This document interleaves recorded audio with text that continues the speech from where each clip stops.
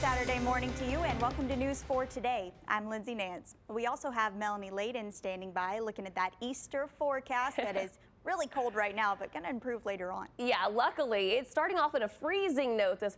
Well, it's an emotional reunion you'll only see here on News 4. A Creve Hall family meets the man they say was an answered prayer. News 4's Rebecca Cardenas explains. I can't even imagine how terrifying that must have been for that family. Now, in their rush to get out of the house, the Vaughns had to leave their dog behind. Don't worry, though, she made it out just fine. They returned home later on to find her relaxing on their bed the next day. Now, the Vaughns will rebuild, but right now they're not sure if they'll stay in that home. Now on 4, take a look at this. Both drivers survived this fiery crash out in Robertson County. We got this video from our partners at Smoky Barn News, and investigators say this was a head-on crash. It happened around 9 last night at New Cut Road near Branch Lane. We know that an 18-year-old was behind the wheel of the truck that caught fire. He was taken to the hospital by a relative, but he's expected to be just fine. Yesterday, a man drove into 2 officers, killing one and hurting the other.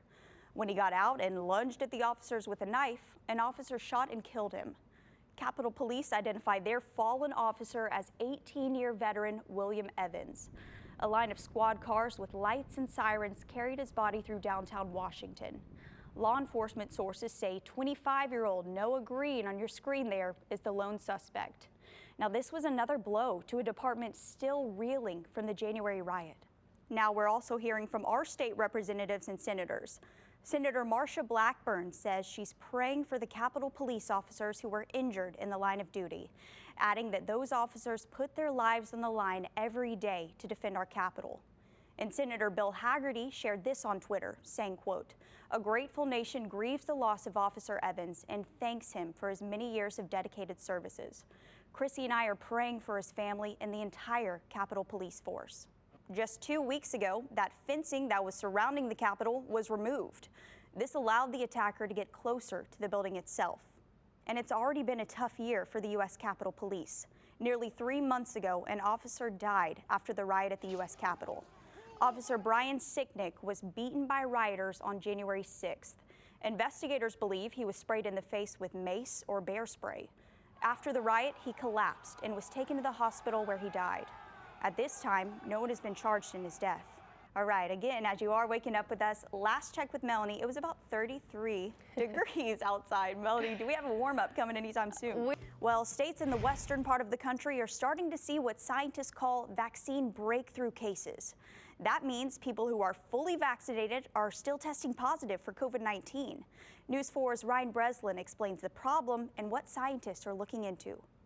Now on 4, a Florida university is requiring all students and employees to be fully vaccinated by the start of the fall semester.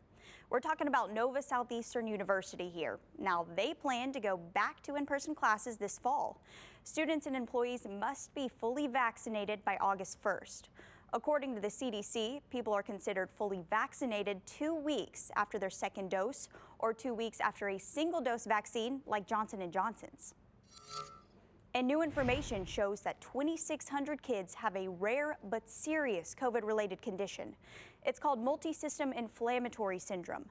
The CDC has been tracking this since May 2020.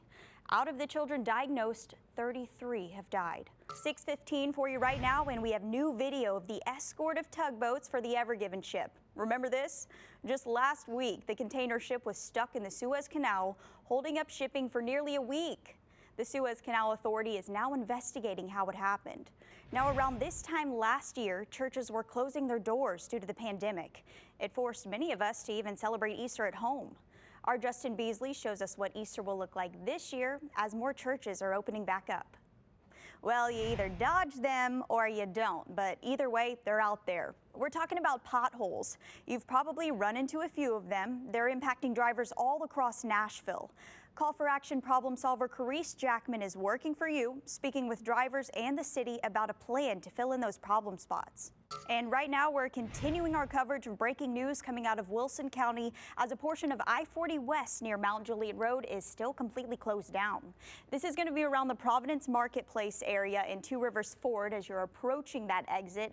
And right now, all inbound traffic is being detoured around the closure towards mile marker 229, and it's not expected to clear up until 8 a.m. You can hop onto Lebanon Pike, East Division Street, or Central Pike to avoid some of those lingering delays. 6:30 on the dot for you right now, and cleanup is in progress for a staggering amount of debris at a South Nashville park. But with this amount of trash, many in the city are looking for who's responsible. News 4's Forrest Sanders reports. And this morning, we're working for you, sharing a warning from Metro Police. Scammers are trying to steal your information with one simple phone call. They're using spoofing, which is a common caller ID scam. New this morning, a major step forward for 2nd Avenue in downtown Nashville. In just half a day, get this, it's already raised $38,000. Now, if you do want to head downtown or to Broadway today, Melanie, is it going to be a good day to do that? Oh, yeah, definitely. But Border Patrol is now on track to see a 20-year high in border crossings. President Biden says nothing has changed, and it happens every year, especially in the winter months. 6:38 for you, and right now 2 toddlers are rescued after they were dropped from a 14-foot border barrier in New Mexico. Now, we do want to warn you, the video you're about to see may be hard to watch. This security video shows the 2 suspects leaning over the top of the wall with each girl. Then they let them fall to the ground. An agent actually saw it happen and called other agents to the scene. The 2 little girls were immediately abandoned. They were taken to the hospital and evaluated. Right now, Border Patrol agents say they're working with law enforcement to try and identify the smugglers. Welcome back. The time is now 6:45, and if you're fully vaccinated, the CDC says it's now okay for you to travel. You also don't have to quarantine after travel or get tested before flying. That's unless, of course, the country you're flying to requires it. Still, the CDC says no matter your vaccination status, you should still wear your masks on all public transportation. So what does this announcement mean from the CDC for us? News 4's Marissa Sulik tells us how this will impact people flying in and out of Nashville.